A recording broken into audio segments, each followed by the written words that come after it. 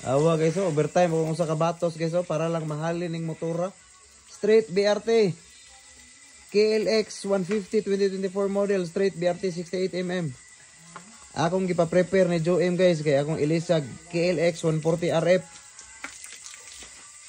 So, PM lang mo guys, kung insay ganahan na eh. So, sabutan na to. Gi-prepare na guys sa akong batos guys, kay gusto niya mag-RF lagi. Atong ilisag RF. Para malingaw ning bataag, lupad-lupad atong makalibunan. Gusto niya malupad og motocross guys, so ilisan daw og request sila ilisag KLX 140 RF.